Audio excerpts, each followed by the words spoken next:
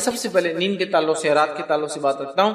نبی اکرم صلی اللہ علیہ وسلم فرماتے ہیں، صحیح بخاری کی روایت، آپ نے فرمایا جس شخص نے بستر پر لیٹتے وقت آیت الکرسی پڑھی، جس شخص نے بستر پر لیٹتے وقت آیت الکرسی پڑھی، اس پر اللہ کی طرف سے ایک محافظ نگران مقرر کر دیا جاتا ہے، اللہ کی طرف سے ایک فرشتہ اپوائنٹ کر دیا جاتا ہے، تعینات کر دیا جاتا ہے، چنانچہ صبح تک شیطان اس کے قریب نہیں آ پاتا، چنانچہ شیطان اس کے قریب صبح تک نہیں آ پاتا۔ تو آپ اور ہم جانتے ہیں برے خواب کس کی طرف سے ہوتے ہیں؟ شیطان۔ جب انسان مایوس ہوتا ہے تو اس کو ڈپریشن میں کون ڈالتا ہے؟ شیطان۔ یاد رکھیے، انسان کو جب وہ مایوس ہوتا ہے نا تو شیطان آ کے کیا کرتا ہے؟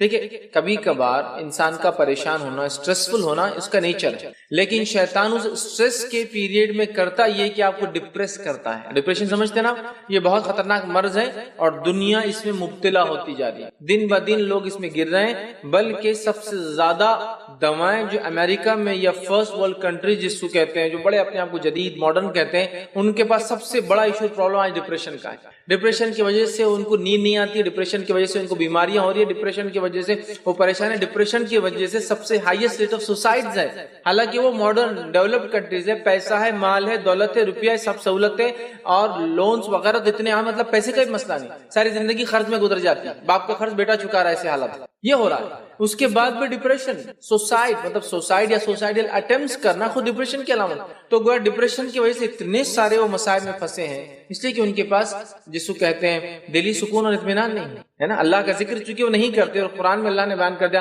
الا بذکر اللہ تطمئن القلوب، اللہ کے ذکر میں ہی مومن کے دل اطمینان پاتے، یاد رکھیے اس بات پر، ٹھیک ہے۔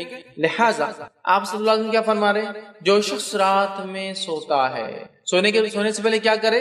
آیت الکرسی۔ کیا ہے آیت الکرسی؟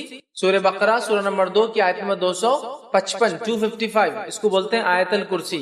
اللہ لا الہ الا هو الحی القیوم، یہ جو آپ پڑھتے ہیں یہ آیت الکرسی ہے۔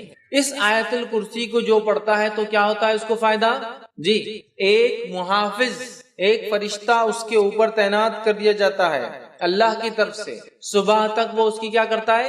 حفاظت کرتا ہے۔ اب یہ ہم کو معمول ارے یار کہاں یاد رکھتی سوتے وقت، ہم سوتے بھی ہے تو جانوروں کے سو جاتے ہیں، اٹھتے بھی تو جانوروں جیسے اٹھ جاتے ہیں، جب دل بولا آنکھ لگ گئی سو گئے، جب دل بولا اٹھ گئے، نہ سوتے وقت کوئی ذکر نہ اٹھتے وقت کوئی اذکار، مطلب اللہ کا ذکر بڑا ہے، تو نیند بھی پھر سکون میں نہیں ہوتی اور سونے کے بعد بھی تھکان رہتی، بلکہ سونے کے بعد زیادہ تھک جاتے کچھ لوگ، چونکہ وہ کتاب و سنت کے مطابق اپنا 1/3 زندگی کا حصہ نہیں گزار رہے ہیں نا، اس بات کو سمجھیے، 1/3 سمجھ رہا، تو لہٰذا آیت الکرسی پڑھ کر فائدہ کیا ہوتا ہے؟ ایک محافظ، ابھی بات بھی سمجھ میں نہیں آتی ہے، اگر اس بات کو ایسا سمجھ لیجئے میں درس دینے آ رہا ہوں، اور جب بھی درس دینے آتا ہوں تو ایک آدمی میرے ساتھ گن لے کے کھڑا ہوتا ہے، تو آپ لوگوں کی حالت کیسی ہو جاتی ہے؟ سوال بھی کریں گے تو لمٹ میں کریں گے، سمجھ رہا؟ کون کھڑا ہے؟ محافظ، اور وہ بھی کس میں سے؟ انسانوں میں سے، وہ بھی کن میں سے؟ انسانوں میں سے، اس کے لمٹس اور میری لمٹس میں زیادہ فرق نہیں ہے، سمجھ رہے آپ؟ انسان ہے وہ، لیکن امپیکٹ پبلک پہ کیسا پڑتا؟ محافظ ہے ان کے ساتھ، اسپیشل آدمی ہے، کچھ نہ کچھ پرابلم دکھ رہا ہے، یا تو کوئی کیس چل رہا ہے تو ان پر کوئی کیس ہے، دونوں ہی شکلوں میں حفاظت کی جاتی ہے کہ انسان، یا تو اس سے کسی کا کچھ ہوا تو اس کی حفاظت کے لیے کہ کوئی مارنا دے اس سے پہلے کی گواہی دے، یا پھر اس کی جان کو خطرہ ہے تو محافظ۔ تو ایک محافظ اگر میرے ساتھ آپ کھڑا دیکھیں تو آپ بہت ساری چیزیں میرے بارے میں امیجن کرنا شروع کر دیتے ہیں، تو اب اندازہ لگائیے، ایک محافظ، ایک گارڈ، انسانوں میں سے نہیں، جنوں میں سے بھی نہیں ہے، جنوں کی صلاحیتیں بھی ہم سے زیادہ ہوتی ہیں، جنوں میں سے بھی نہیں، کن میں سے؟ ایک محافظ فرشتوں میں سے اگر ہو تو وہ آدمی کی کیا ویلیو ہو جاتی ہے، اندازہ لگائے۔ لیکن یہ کیا ہونا؟ فری کا محافظ ہے نہیں ہونا ہم کو، ہاں وہ محافظ جس کو روز 3-4 ہزار روپے گورنمنٹ پیڈ پلس اس کی گن پہ ڈیپینڈ ہے کتنا چارجز لیں گی، پتا ہے آپ کو؟ جب آپ کو ایک پرائیویٹ باڈی گارڈ ملتا ہے نا گورنمنٹ کی طرف سے، تو اس کے گن کے اعتبار سے اس کے چارجز بڑھتے جاتے ہیں، وہ کیا استعمال کرتا ہے، سمجھ رہے آپ اس کا لیول کیا ہے، تو وہ ہم کو بہت خوشی ہوتی ہے۔ لیکن اللہ رب العزت فری ایک محافظ دیتا ہے، صرف آپ کو سونا ہے تو کیا پڑھنا ہے؟ آیت الکرسی، اللہ لا الہ الا هو الحی القیوم، یہ آپ کو پڑھنا ہے، مطلب پوری جو آیت ہے، اور اس کے بعد ایک محافظ اللہ کی طرف سے۔ اچھا کس سے حفاظت کر رہا ہے؟ وہ سب سے ذلیل قسم کی اللہ کی مخلوق جو انسانوں کو سب سے زیادہ تکلیف دیتی ہے اور جو یہ ارادہ کر کے آئی کہ جہنم میں سب کو لے جائیں گے، اس سے محافظ کرنے کے لیے ایک فرشتہ تعینات ہو جاتا ہے۔ تو اب اپنی راتوں کو ہم گارڈ کریں گے، مصیبتوں سے، پریشانیوں سے، مشکلوں سے، برے خواب سے، ڈپریشن سے، پریشانیوں سے، نا کیسے گارڈ کریں گے؟ آیت الکرسی پڑھ کر سوئیں، یہ ہمارا معمول ہو، اس کو ہم اپنا زندگی کا لائف کا سسٹم بنا دے، یاد رکھیں، ٹھیک ہے؟ تو پہلی چیز تھی رات کو ہم کیسے گارڈ کریں، میں نے یہ بات آپ کے سامنے رکھ دی۔ بچوں کو بچپن سے اس کی تربیت دیجیے، بڑے خود جب یہ کریں گے تو بچے خود پوچھیں گے امی آپ کیا پڑھتے ہیں، ابو آپ کیا پڑھتے ہیں، اور آپ ان کو بتائیں گے بیٹے یہ پڑھتے ہیں یہ پڑھتے ہیں، اور خود بخود آپ کی حفاظت ہوں گی۔ یاد رکھیے بڑی اہم چیز ہے، تدابیر ہے حفاظت کے لیے، ٹھیک ہے؟ آئیے دوسرا پوائنٹ، دوسری چیز جو حفاظت کے لیے ہم دیکھیں گے کہ مصیبت آنے سے پہلے ہم کیا کریں یا نہ ہے اس کے لیے کیا کریں، وہ ہے حدیث اس طرح سے ہے جو کہ جامع ترمذی کی اور ابو داؤد میں روایت آتی ہے، اور عبداللہ بن جو ہے حبیب رضی اللہ عنہ اس حدیث کے راوی اور فرماتے اور کہتے ہیں کہ میں نے اللہ کے رسول صلی اللہ علیہ وسلم سے عرض کیا کہ اللہ کے رسول صلی اللہ علیہ وسلم میں کیا پڑھوں اپنی حفاظت کے لیے، مطلب اپنی حفاظت کے لیے، مصیبتوں کو ٹالنے کے لیے، پریشانیوں سے بچنے کے لیے میں کیا پڑھوں میں؟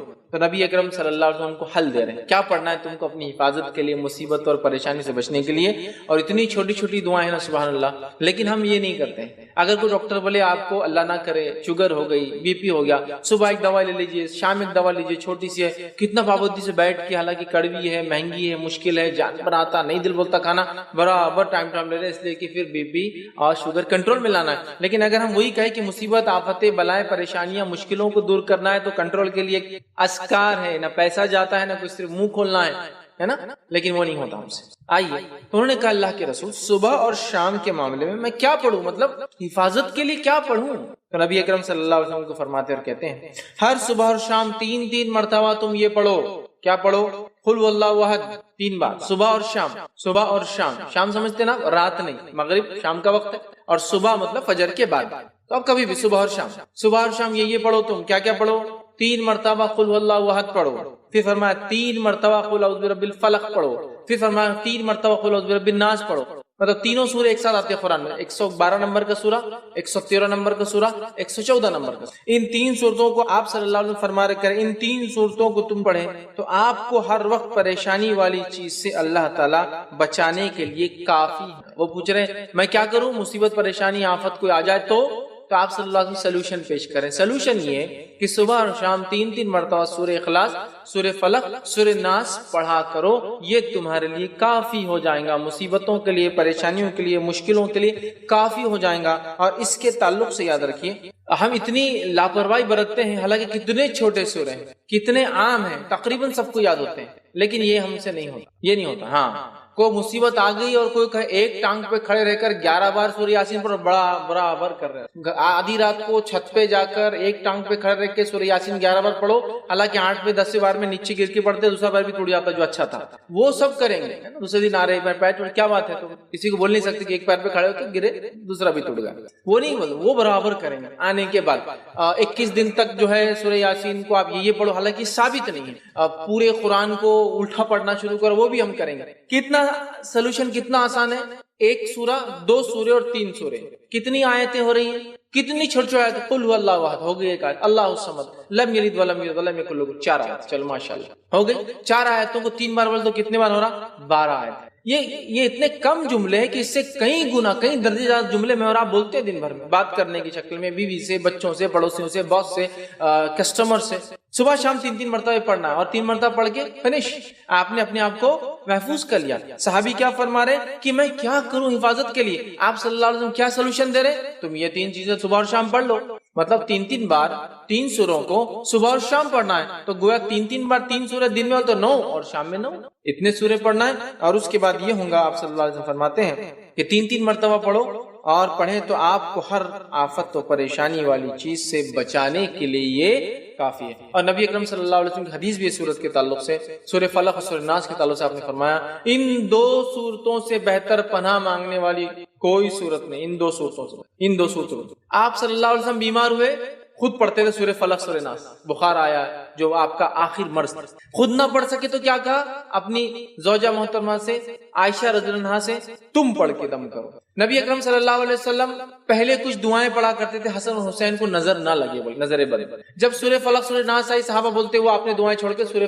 فلق سورہ ناس پڑھ کے دم کرنا شروع کر دیا، تو بخار آیا، بیمار ہوئے تو آپ نے یہ پڑھا، بچوں کو نظر نہ لگے تو آپ نے یہ صورتیں پڑھی، آندھی اور طوفان آتی تب بھی آپ یہ 2 صورتیں پڑھتے، آندھی اور طوفان آ گئی سفر میں، قل اعوذ برب الفلق اور قل اعوذ برب الناس آپ تلاوت کرتے، آندھی اور طوفان۔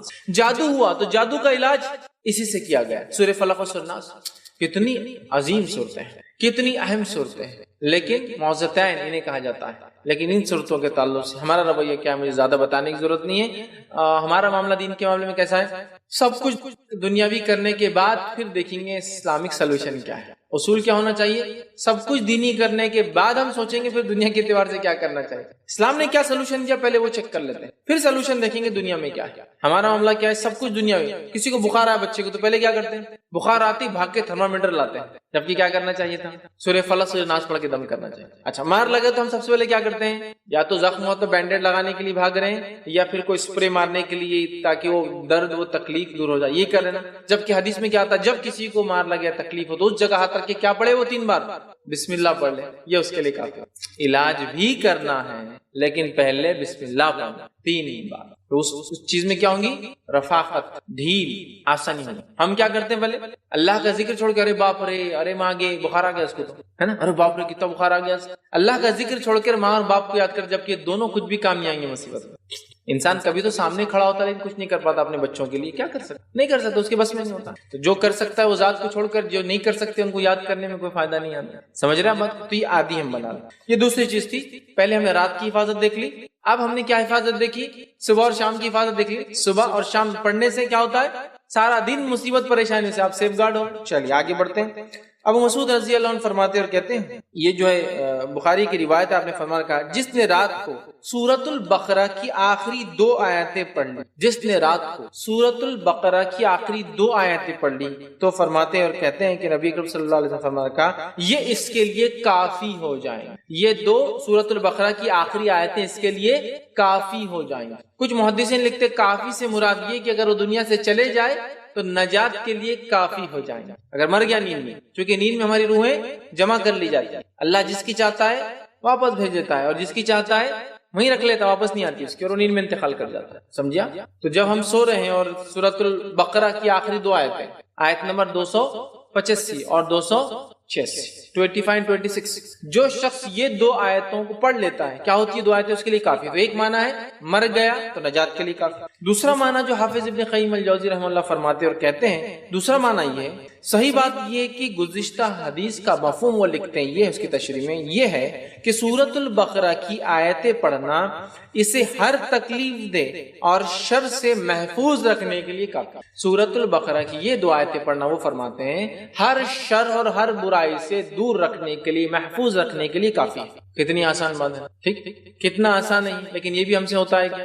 اور یہ سورۃ البقرہ کی 2 آیتوں کی آخری خصوصیت یہ ہے، اللہ رب العزت نے نبی اکرم صلی اللہ علیہ وسلم کو جب اپنے پاس معراج میں بلایا اور نماز کا تحفہ دیا، تو روایت میں آتا ہے کہ نماز کے تحفے کے ساتھ اور 2 چیزیں دی گئی، گویا 3 گفٹس ملے، 3 تحفے ملے۔ پہلا، نماز 5 وقتہ فرض کی گئی، دوسرا سورۃ البقرہ کی یہ 2 آیتیں دی گئی، یہ 2 آیتیں، مطلب موسیٰ علیہ السلام کو پوری توریت اللہ نے سیدھے دی، اس میں جبرائیل علیہ السلام بیچ میں نہیں تھے۔ رسول اکرم صلی اللہ علیہ وسلم پہ جو قرآن نازل ہوا جبرائیل علیہ السلام کے ذریعے ہوا، لیکن یہ 2 آیتیں اللہ نے سیدھے دی، جیسا توریت دی تھی موسیٰ علیہ السلام، سیدھے دی، کوئی بیچ میں نہیں تھا، کوئی میڈیٹر نہیں، کوئی وسیلہ نہیں، کوئی فرشتہ نہیں، سیدھے دے دی۔ دوسرا تحفہ اور تیسرا تحفہ دیا، یہ اعلان کیا جو آپ کی امت میں سے شرک نہیں کرے گا اس کو میں معاف کروں۔ 3 تحفے، ایک تحفہ یہ بھی تھا۔ سورۃ البقرہ کی آخری 2 آیتیں بہت خاص آیتیں ہیں، یہ ہمارے لیے کافی ہو جاتی ہے، ہر شر، مشکل، پریشانی، مصیبت، یا دوسرا معنی لے تو اگر مر جائے نیند میں تو انشاءاللہ عزیز نجات کے لیے کافی ہے، ہمیں اس کو پڑھنا چاہیے۔ ایڈیشن کر لیجیے رات میں پڑھنے میں، یہ بھی بہت چھوٹی چھوٹی آیتیں ہیں، ٹھیک ہے۔ اسی طرح آیت الکرسی ہے، ان کو ہم پڑھنے کا معمول بنا لیں۔ آئیے آگے بڑھتے ہیں۔ اسی طرح جو ہے حفاظت کے لیے پریشانی اور مصیبت نہ آئے بول کر جو چیزیں ہم احتیاطی تدابیر کے طور پر، پریکاشنری میجر کے طور پہ کر سکتے ہیں، جامع ترمذی اور مسند جو ہے بزار کی ایک روایت ہے، ابو ہریرہ رضی اللہ عنہ فرماتے اور کہتے ہیں کہ رسول اکرم صلی اللہ علیہ وسلم فرمایا کہا جس شخص نے کسی مصیبت زدہ آدمی کو دیکھ کر یہ دعا پڑھ لی، چلے دن محفوظ ہو گیا، رات محفوظ ہو گیا، اب اس کے علاوہ بھی لیکن مصیبتیں ہیں نا، اور جس کسی شخص نے ایک انسان کو ایک مصیبت میں دیکھ کر یہ دعا پڑھ لی تو اللہ اس کو یہ مصیبت میں نہیں ڈالے گا، سمجھا؟ ایک بیمار کو آپ نے دیکھا، کتنا بیمار ہے، دعا تو لیکن دعا اپنے لیے پڑھ لی، اللہ وہ بیماری میں انشاءاللہ مجھے۔ کسی کو دیکھا جو مالدار تھا اب مخروز ہو گیا، قرضدار ہو گیا، بھکاری بن گیا، خلاش ہو گیا، تو اس کو دیکھ کر اگر یہ دعا پڑھ لے تو انشاءاللہ اللہ مجھے خلاش نہ۔ جس کسی نے کسی انسان کو مصیبت میں دیکھ کر یہ دعا پڑھ لی اللہ اس کو اس مصیبت میں نہیں ڈالے گا۔ ہوتا ہے نا بہت سے لوگوں کو دیکھ کے آپ کیا ہوتے ہیں، اللہ ایسا عذاب، ایسی تکلیف، ایسی مصیبت، ایسی پریشانی کس کو نہ دے, دشمن کو بھی نہ دے, ایسا بولتے ہیں نا. تو یہ دشمن کو بھی نہ دے بولنا اس سے کچھ فائدہ نہیں ہوگا, یہ پڑھ لینے سے فائدہ ہوگا کہ وہ مصیبت پریشانی ہم پر نہیں آئیں گی. آئیے حدیث کس طرح سے نبی اکرم صلی اللہ علیہ وسلم فرماتا ہے, جس نے یہ دعا پڑھی الحمدللہ الذی عافانی مما ابتلاک بہ, جس نے دعا پڑھی, جس کا دیکھیے معنی یہ ہے الحمدللہ الذی عافانی مما ابتلاک بہ وفضلنی علی کثیر ممن خلق تفضیلا, جس کا ترجمہ ہے سب تعریف ہے اللہ کے لیے جس نے مجھے اس مصیبت سے بچایا جس میں آپ کو مبتلا کیا ہے. مطلب دعا کرے اللہ, تمام تعریف ہے اللہ کی جس نے مجھے اس مصیبت سے بچایا جس میں آپ کو مبتلا کیا ہے. پھر آگے اس کا معنی ہے اور جس نے مجھے بہت سی دیگر مخلوقات پر فضیلت عطا کی ہے, تو وہ مذکورہ دعا پڑھنے والا کبھی بھی مصیبت میں جس میں وہ مبتلا ہے ہم نہیں پڑھیں. کسی کی پریشانی دیکھ کر اگر یہ دعا ہم پڑھ لیں تو ہم اس پریشانی سے انشاءاللہ بچ جائیں گے. ہوتا ہے نا آدمی کبھی کسی کا ایکسیڈنٹ دیکھ کے بہت پریشان ہوتا, ایسا ہمارے ساتھ نہیں ہونا. کسی کے بچوں کی تکلیف دیکھ کے ہمارے ساتھ نہیں ہونا, تو یہ پڑھ لے تو انشاءاللہ ہمارے ساتھ وہ چیز نہیں ہوگی. آئیے تو اب یہ ہم نے رات دیکھ لیا, صبح اور شام دیکھ لیا, کسی کی مصیبت دیکھ کر اپنے آپ کو کیسے بچانا وہ بھی سیکھ لیا. آئیے آگے بڑھتے ہیں. ایک اور روایت میں ہے نبی اکرم صلی اللہ علیہ وسلم فرماتے ہیں, صحیح مسلم کی اور جامع ترمذی کی روایت ہے, جو 5واں پریکاشنری میجر ہم دیکھ رہے ہیں, جس شخص نے شام کے وقت 3 مرتبہ یہ کلمات پڑھ لی, شام کے وقت 3 مرتبہ یہ کلمات پڑھ لی, اعوذ بکلمات اللہ التامات من شر ما خلق, یہ اگر کلمات پڑھ لی تو آپ صلی اللہ علیہ وسلم فرماتے ہیں اور کہتے ہیں اسے اس رات ڈنک مارنے والا کوئی جانور نقصان نہ پہنچائے گا. ڈنک سمجھتے ہیں, بچھو اور سانپ اور مختلف علاقوں میں مختلف کیڑے جو جب کاٹتے ہیں تو تکلیف ہوتی, زہر ہوتا ہے. اس میں مکوڑا بھی ہو سکتا ہے, چمٹی ہو سکتی ہے نا, کاٹتے آپ کو تکلیف محسوس ہوتی ہے چونکہ ایک قسم کا پوائزن یا زہر وہ چھوڑ دیتے ہیں جسم کے اندر, سمجھ رہے. تو آپ فرماتے ہیں اسے رات ڈنک مارنے والے جانور کا زہر نقصان نہیں پہنچائیں گا.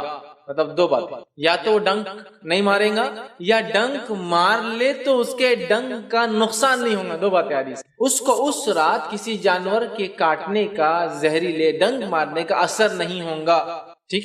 اور اس تعلق سے جو ہے سہیل جو ہے وہ فرماتے ہیں, جو ایک راوی حدیث کے, وہ فرماتے اور کہتے ہیں ہمارے گھر میں, جو وہ فرماتے گھر میں ان الفاظ کو یاد کر کے ہر رات سارے لوگ پڑھا کرتے تھے. مطلب ایک راوی حدیث ہے, وہ فرماتے ہیں کہ ہم نے جب یہ روایت سنی اور خود اس روایت کو کرتے ہیں, انہوں نے کہا ہمارے گھر میں ہم سب کیا کرتے تھے, اس حدیث پر عمل کر کے روز رات میں سوتے وقت یا رات میں یہ پڑھتے تھے اعوذ بکلمات اللہ التامات من شر ما خلق, جس کا ترجمہ میں اللہ کی پناہ, اللہ کے کامل کلمات کے ذریعے تمام مخلوق کے شر سے پناہ مانگتا ہوں, میں اللہ کے کلمے میں پناہ لیتا ہوں تمام مخلوق کے شر سے.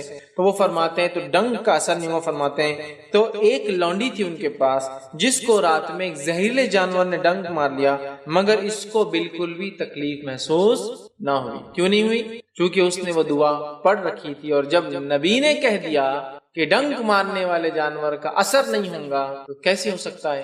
کیا نبی نے ہم سے جھوٹ کہا؟ نعوذ باللہ نہیں نا. تو پھر وہ کہہ رہی ہے جب میں نے اس توکل کے ساتھ پڑھا, دیکھیے میں کیوں کہہ رہا ہوں یہ بات, بہت سی بار ہوتا ہے اعوذ بکلمات اللہ التامات من شر ما خلق, رات میں کاٹ دیا, دیکھو تم نے بولے تھے, اس کے بعد بھی جو ہے کیڑے مکوڑے مجھے کاٹ رہے ہیں, ہے نا.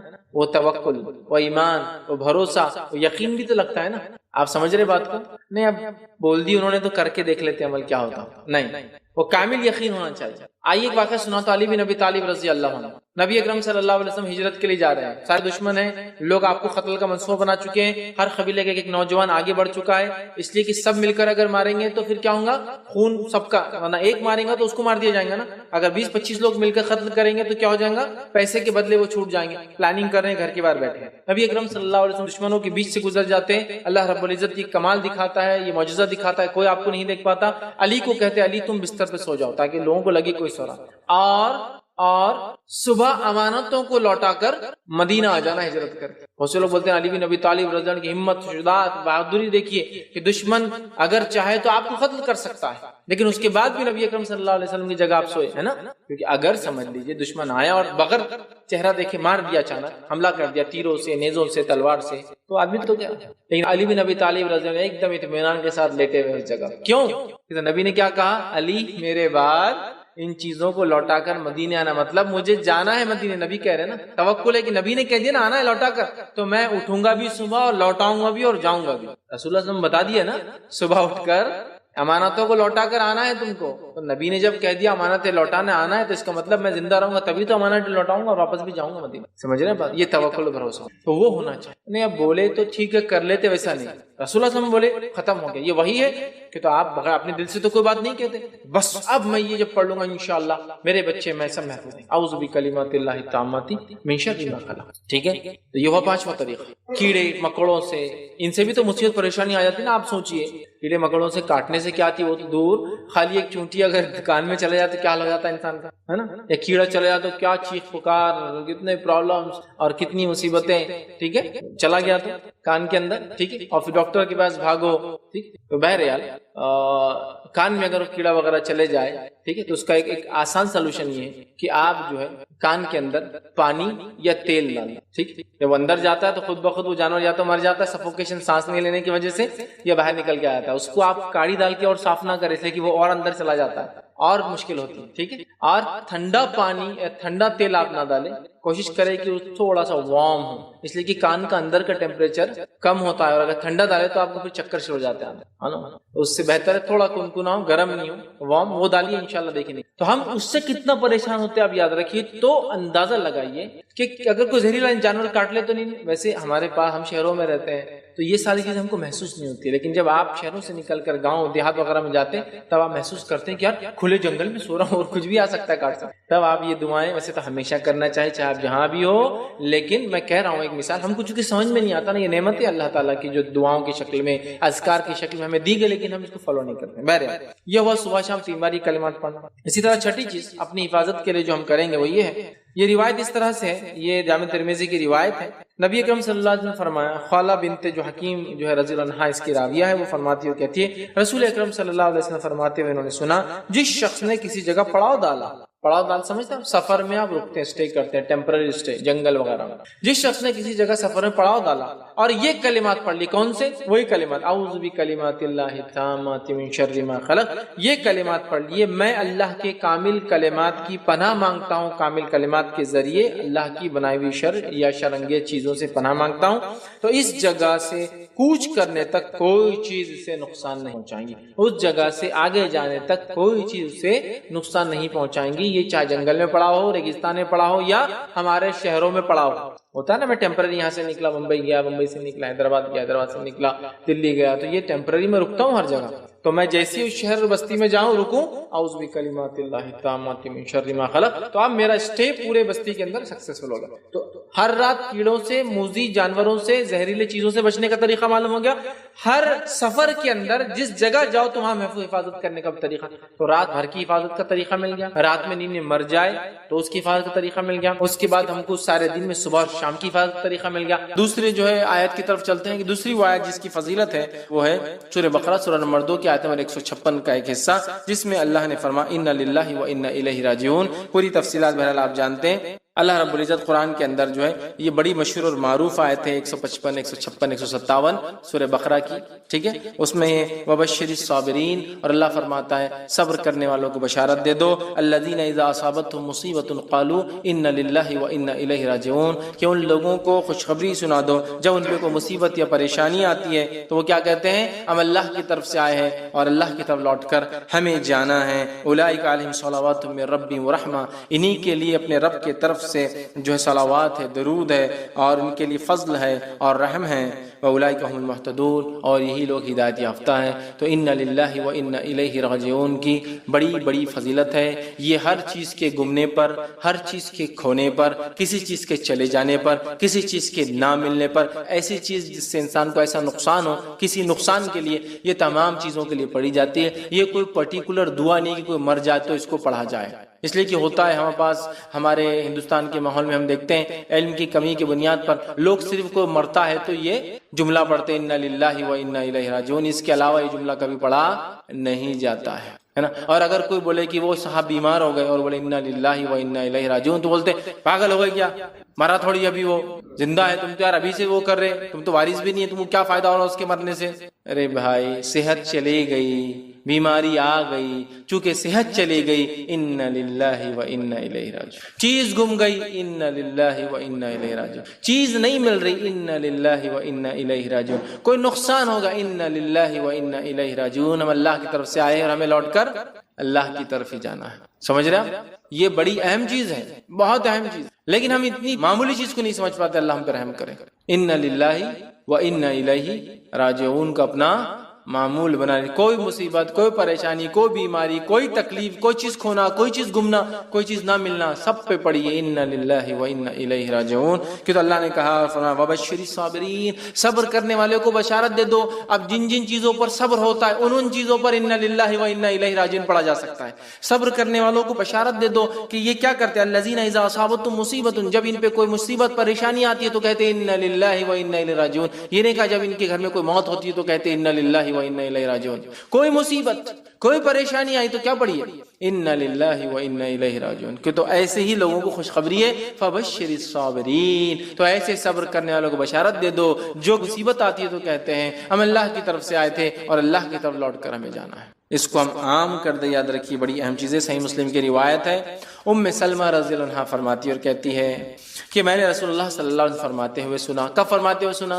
جب اللہ کے رسول صلی اللہ علیہ وسلم ان کے شوہر کا انتقال، ابو سلمہ کا انتقال ہوتا ہے، آپ صلی اللہ علیہ وسلم گھر پہنچتے ہیں، ابو سلمہ کی آنکھیں کھلی ہے، انتقال ہو چکا ہے، نبی اکرم صلی اللہ علیہ وسلم آنکھوں کو بند کرتے ہیں اور بند کر کے کہتے ہیں کہ جب انسان مر جاتا ہے روح نکلتی ہے، پیر سے شروع ہوتی ہے نا، جب نکل جاتی ہے تو آنکھیں اس کا پیچھا کرتی ہیں، اس کو دیکھتی ہے، لہٰذا انتقال کے بعد آنکھیں بند کر دینی چاہیے۔ تو آپ نے بند کیا اور فرمایا جب کسی مسلمان کو مصیبت پہنچتی، پھر دیکھیے حدیث میں جب کسی مسلمان کا کوئی مرتا ہی نہیں کہا، جب کسی مسلمانوں کو مصیبت، پریشانی، تکلیف، دکھ، ڈپریشن، کچھ بھی ہو، گم گئی کوئی چیز، نہیں مل رہی کوئی چیز، کھو گئی کوئی چیز، سمجھ رہے آپ، مصیبت پہنچتی ہے اور وہ اللہ عز و جل کے حکم کردہ کلمات، وہ اللہ عز و جل کی حکم کردہ جس کا حکم اللہ نے دیا، فبشر الصابرین، صبر کرنے والوں کو بشارت دے دو، ٹھیک ہے، الذین اذا اصابتهم مصیبت، جب ان پہ کوئی مصیبت آتی ہے تو کیا کرتے ہیں، ان للہ و انا الیہ راجعون، کوئی مصیبت پہنچتی ہے تو اللہ عز و جل کے حکم کردہ کلمات کو ادا کرتا ہے،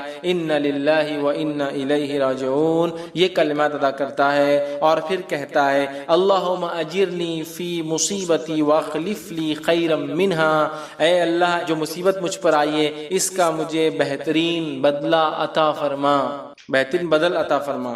تو یہ جب پڑھتا ہے کوئی شخص، جس کا ترجمہ دیکھیے اس کا پڑھتا، ہم اللہ کے لیے ہیں اور ہم اسی کی طرف پلٹ کر جائیں گے، یا اللہ مجھے اس مصیبت کا بدلہ اور ثواب عطا فرما اور اس سے بہتر عطا فرما، کہے تو اللہ تعالیٰ اس سے بہتر چیز عطا فرما دیتا ہے۔ جب کوئی مصیبت ہو جائے اور کوئی کہے ان للہ و انا الیہ راجعون تو اللہ تعالیٰ کوئی بہتر چیز اسے عطا کر دیتا ہے۔ سمجھ رہے ہیں بات کو؟